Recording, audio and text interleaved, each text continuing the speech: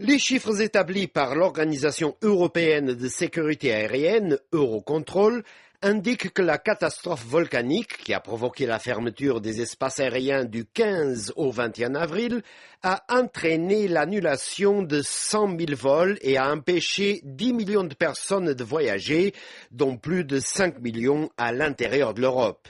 La Commission européenne a annoncé une facture de plus de 2 milliards d'euros pour l'aviation civile et une autre facture d'1 milliard pour le secteur du tourisme. Les compagnies aériennes européennes ont fait leur compte. Air France parle de 35 millions d'euros de pertes par jour, un chiffre équivalent à celui présenté par les Allemands de Lufthansa qui ont annoncé des dommages de 200 millions d'euros. British Airways a annoncé de son côté avoir perdu entre 17 et 26 millions d'euros par jour.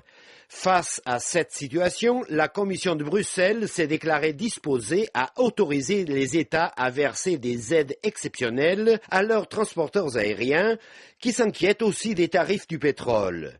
Le prix du brut évolue depuis plusieurs semaines entre 80 et 90 $ le baril et dans ces conditions, on n'exclut pas que les voyageurs soient obligés de mettre la main à la poche.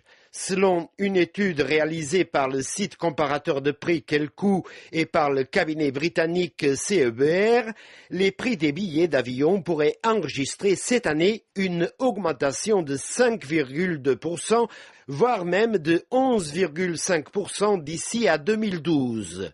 Toutefois, selon la même enquête, ces augmentations n'interviendront que vers la fin 2010.